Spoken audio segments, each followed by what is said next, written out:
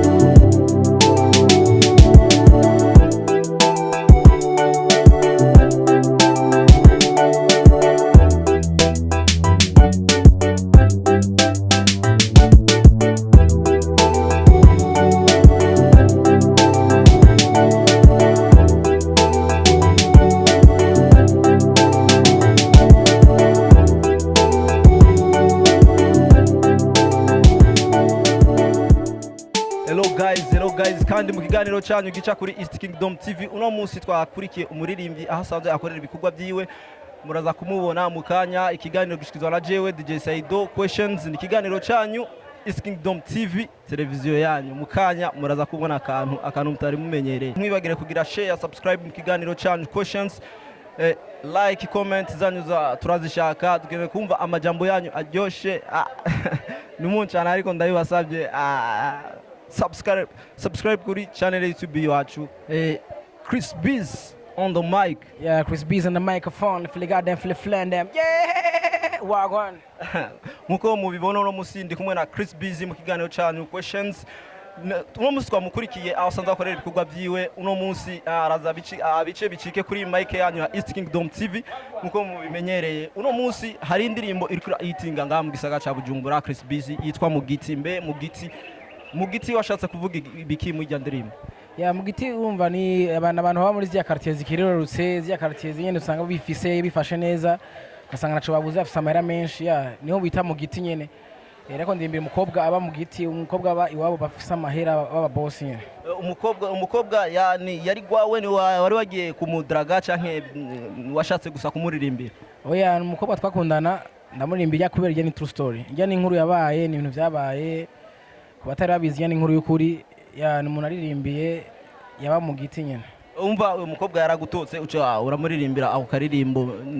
niko wabona ko mengo message yari kumushikira n'ingoga ntiyantotse kuko ni ibintu byabaye naririmbye bishikira abantu benshi gukunda umukobwa asanga iwabo ntibagukunda nyene uravyumva nawe urumva ukunze umuntu w'umukobwa ugasanga abavyeyi ntibakwiyumvamwo ugasanga nyene biragoranye umva harimo message yo kubwira abavyeyi bakareka umuntu yishimiye umuntu bakundana ko bari kose umva we byarakugoye abavyeyi bawo birabagora mu mukobwa nturamuheba canke muracari kumwe turi kumwe nyene turi kumwe none gute kandi mu muri kumwe kandi abavyeyi batabishaka baravuye baravyemera uko ajyanye ibisimwe vya kera baracagurira abagena abantu ariko ubunye ntiyoshobora gucagurira umugeni umuntu wishimiye n'uwo nyene Chris Biz ari mu baririmbyi iyo bakoze audio agasohora video iza imeze neza isa neza ifite amasanamu meza mbe Chris Biz yoba ufise umuntu abigufashamo canke naka kazi kawukora ngaha niko gatuma ugira ama video je dafise ukuntu mvugana n'abantu kandi je ubutunzi bwa mbe mfise n'ubwo abantu samahera mfise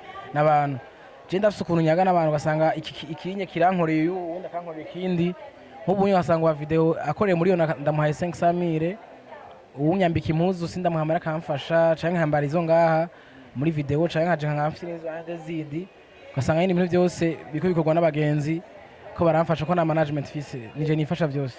Uvuze nta management fise bivuga yuko mu gukora video bishobora kukugora, nico gituma indirimbo zawe si zose zifise ama video.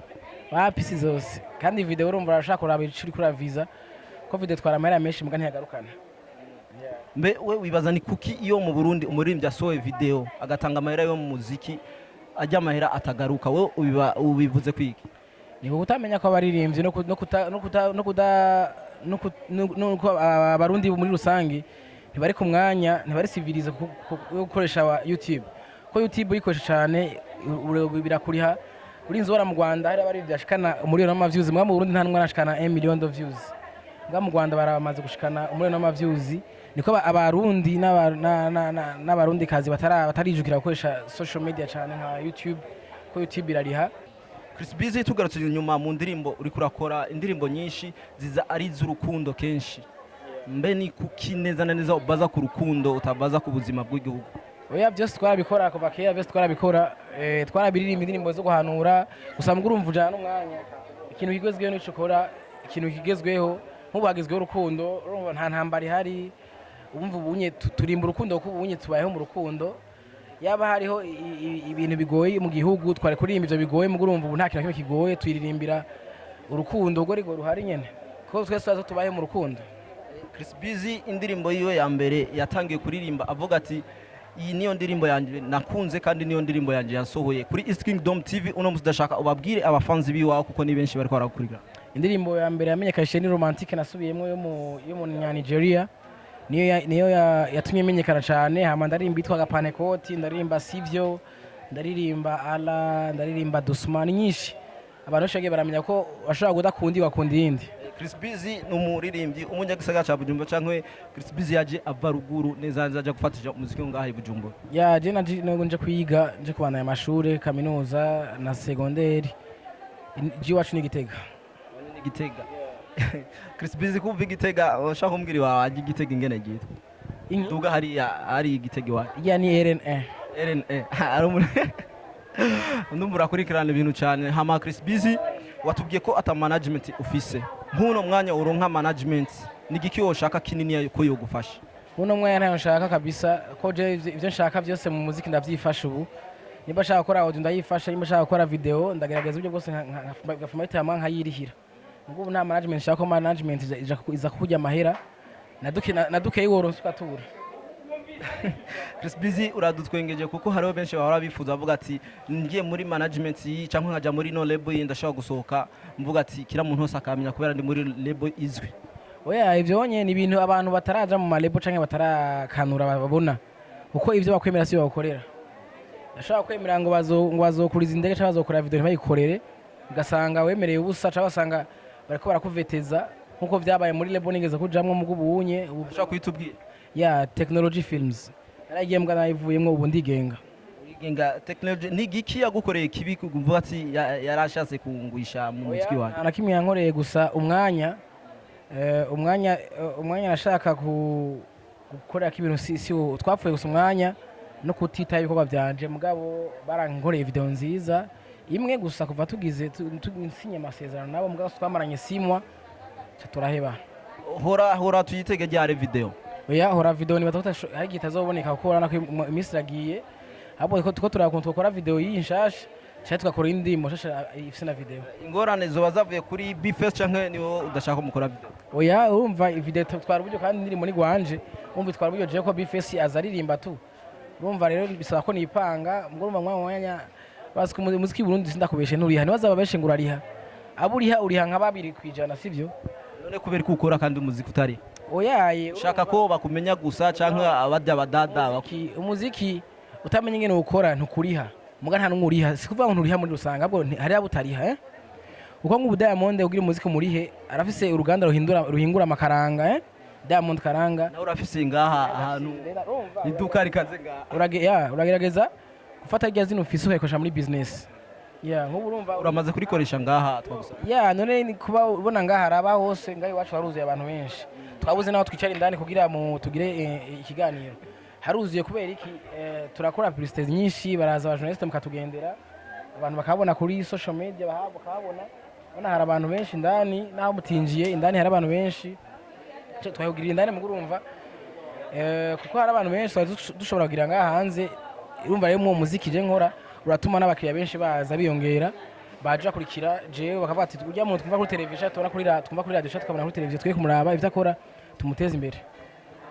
Chris Busy nkuko ubitubwiye na management ushaka ni giki wabwira bajya abantu bashaka kwirukankira mu malebo bati ninje muri no lebo ini ushobora kunduza oya hari abakeneye izina ukeneye izina woja muri lebo ko lebo irafasha we izina wararironse izina vraiment uko ringana kose ndarifise mu gisagara cyangwa mu gihugu ko je naho nogenda ikarusi nsanga abanzi cyangwa ngenda mu Kirundo hehe usanga abanzi nta namwe je nogenda sintaramisha abantu sivyo gusa mugujya ukirondera izina lebo wija mu mugabo wamaze ko izina ritoyi ugashobora gukora indirimbo yiwawe wenyene ukaronka amaviews 10,000 sekero umuntu akomeye bivuga yuko Chris Busy niyo yuriye kuri stage umva nta ngorane abantu bose baduza amaboko imisi yose hagiye na babasatu bibafare yazo bashobora kuja kuri scene abantu ntibaduza amaboko gusa mugurumva biravana n'ingene abantu bavyuze cyane n'ingene abantu bavyumvise iki iyo uri kuri stage utishimira ko abantu bage ya je ndishimira ko ico nishimira nta na kimwe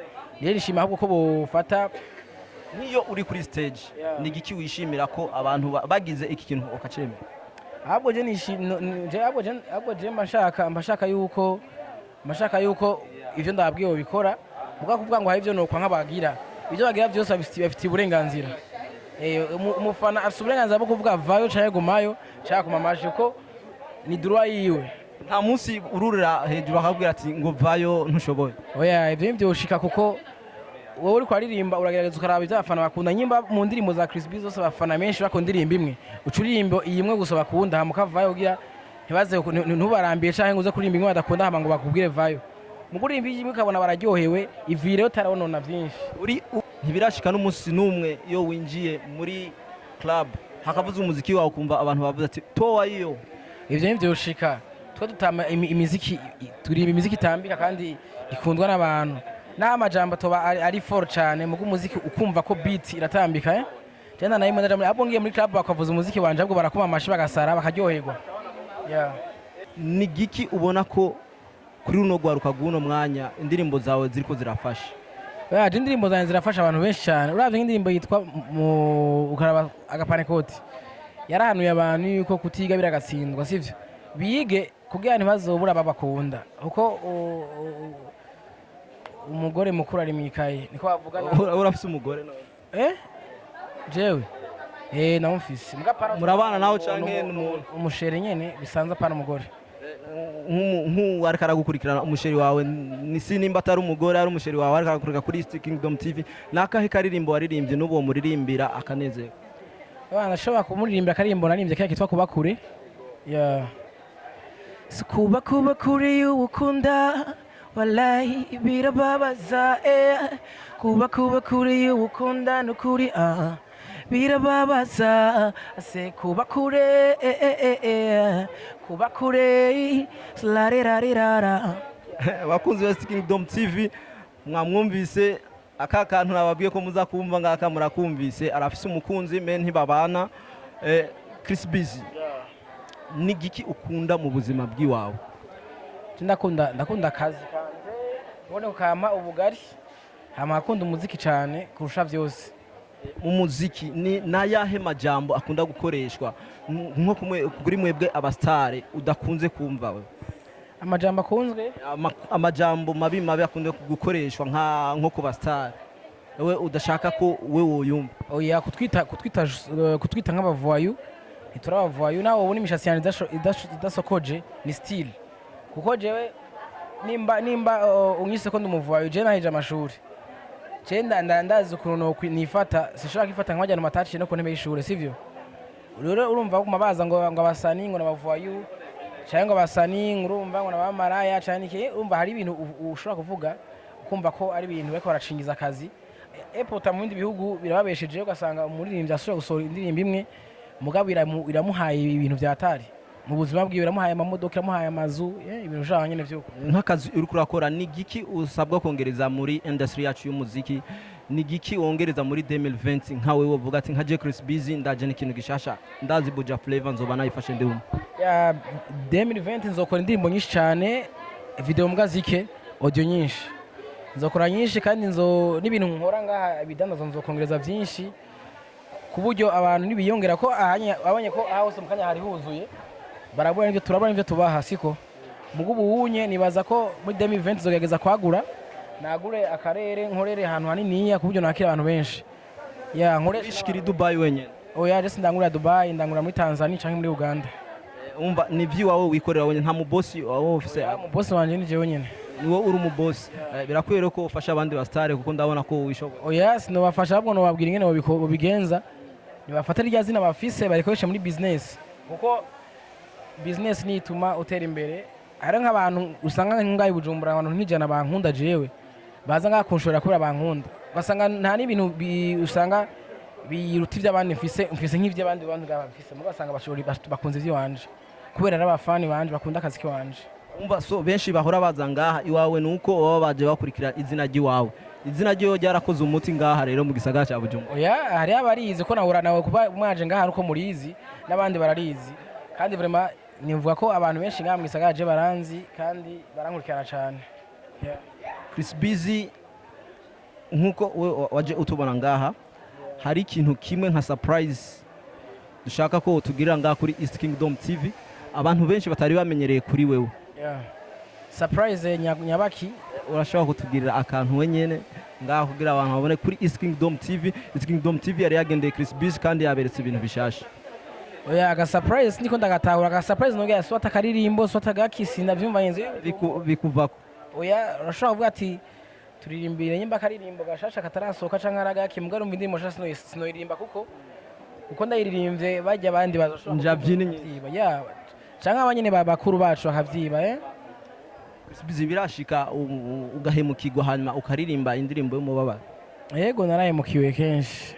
Warahemukiwe kenshi, muga nturandirimba indirimbo zerekana ingene wahemukiwe? Naririmba indirimbo yitwa Sivyo, genda kuri YouTube ya Chris Busy barabe indirimbo yitwa Sivyo, bambeshira ko mfise abakobwa benshi dukundana ariko atanumwe nari mfise wenyene umwe gusa. Waririmburira nk'izindi ngene tuhora tuzumva abandi baririmba bidoga canke bagira? Je sinshobora kuririmba indirimbo imeze nk'izabandi, je ndirimba nk'izabandi. Ushaka kutubwira nk'umwe yashobora? Abaririmbye ne bose mu Burundi ibintu bandikanye bibasanzwe, genda mumviza indirimbo Sivyo, buhinga burimwo n'amajambo arimwo, n'amajambo akoze cyane. Mu kuririmba winspira kurinde ngaha iwacu mu gihugu cyacu? Nta numwe, abo nanje baranyiinspirako. Benshi baza bakagira inspiration. Uriyandikira umuziki canke barakwandika? Jewe vyose ndabishoboye uko naravyize. Byose warabyize? Si byose nshoboye ariko mugabo je kwandika ndabishoboye, kuririmba ndabishoboye, kuko je muziki narawize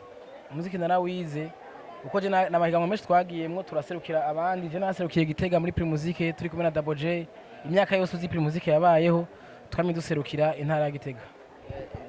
Ni kihe kintu umvuze ati mwe na Double J muva mu ntara imwe? Nta kintu murakorana na Double J cyokora umuti ngaha mu gisagara cya Bujumbura? Oya, ahubwo twayimba butari mubizi, twari turi muri group imwe yitwa Bakali Gangster, twaririmbana, twaramaze imyaka ishika kuri 3 turirimbana. Hama munyuma nje kubi Bujumbura ca turatandukana, mwese azakora ivyiwe. Umva kube we ari muri Bantu Boy, we ukora ivyiwawe nk'ubu byo shika Bantu Boy na Empire bikaguhamagara, ni he label utangura kwitaba? Oya, jazz nani yari yose ko bose bakora vyiza, mugabo jivyo nsaba abajyama ya management nta kimwe yoronka, ko ivyo nsaba droits wanje ugiye agati yakanje ndagahagararire neza. Umva abandi bari muri ayo ma label nta droits zabo bakurikiza? Oya, ivyo sinavyo navuze, gusa arashaka kuja muri label ushaka kugira 6 muga 6 utaronka amahera navyo bariyo bashaka 6 canke bashaka bagira navyo nzi ndakwaya akarorero. Muga jewe ama label tumaze kumvikana ntiduhuza kubera ivyo nsaba. Jubwa mbe nasaba kundira ishure nkari heza ukandira homba kama déplacement. Ngara ngora bishoboye. Chris Busy ni kangahe agenda kwa muganga kuraba ko afise amagara meza? Je kenshi ndipimisha. Ipimisha kangahe mu kwezi? Oya, para mu kwezi ko simba ngwaye. Ntamugira wo bufise? Oya. Ubizi gute? Oya, nipimisha kenshi. Kenshi kabaho? nta munsi umuganga arigera kugutera n'ubwoba umunsi wagiye kwipimisha? oya ni bya binini bakubaza ati usanzwe urwaye kwifata gute, none ko ububizi tu none nk'ubu wipimisha nk'ejo washobora kwipimisha kandi ubusanzwe ubizi n'amagara yawe ameze. ni ikihe kintu wabwira abandi basitari bokora muri no 2020 kugira umuziki wacu ubandanye uja buka igihugu cacu? gusa ntibamenye ibyo bari bwo, niba ari YouTube iteka bari hani bakore business baronka amahera, kuko ni benshi barakenye none gashaka utagize concert utaronka amahera. nawe YouTube kuriya nta dolari ijana iguha idolari nka 50 30 ntikuriya ngo uronke amahera yo kwiteza imbere. avyumva ishino abantu ko aja muri business ajya mazina wasaka ko nka Sadbi arafise abafana barenga ibihumbi ijana. none yuguriye nka magazine abantu bose bohurumbira kwera Sadbi ngurumva ku majyame ngo ngari muri showbiz. urumva showbiz kazo inawe ngirazoye nyene. umva Sadbi azojya showbiz yiwe ni kihe kintu wo mubwira rero kuri uno munota nka Sadbi anabandi baririmbi bose nga kuri East Kingdom TV, hanyuma cyo duhereza nga kino kiganiro cacu n'akajambo kanyuma ubwire abakunzi ba East Kingdom TV hamwe na East Kingdom TV nyene kubgaye? ikintu bya gusa Sadbi arabize cyane kuririmba kandi asafana benshi cyane, barashima ari muri generation shasha ifise abafana benshi cyane. nafata rya zina afise arikoresha muri business studio gukora imiziki, yego ashafasha abandi ni sawa, muga nagire niyigurure nka magaze, muga mayi nashaka usanga nafise izindi plan, mugiyo yari point of view wanje kumuhanura. je nimba ndi muri commerce narabonye ko birimwe amahera cyane. nakahe kajambo kanyuma ubwira East Kingdom TV nabaye ko barayikurikirana? abantu babwira ko boja kuri YouTube ya East Kingdom TV, hama bakagira like bakagira subscribe bakabakurikirana cyane, bakagira na partage ibiganiro, hama bagaca bagenda kuri YouTube ya Chris Biz bakandika mu giti, bagaca babona indirimbo yanje bakagira s'abonner, hama bakagira like na comment, baca partage nyine bagaha abantu nyine bose bakaraba. urashaka kuturirimbira Malaika gato ingaha kuri ino mic? Malaika uri Malaika rubavu rwanje mtima wanje, Malaika niwe nifuza kuba mama w'abana banje, Malaika. Go bakunzi ba East Kingdom TV, ikiganiro cacu kigarukiye ngaho umusore ari kumwe na Chris Biz, nta kantu mwabonye kajyanye ne mwaba aina kanumva. Voilà bro, thanks sana man. Merci beaucoup, respect sana.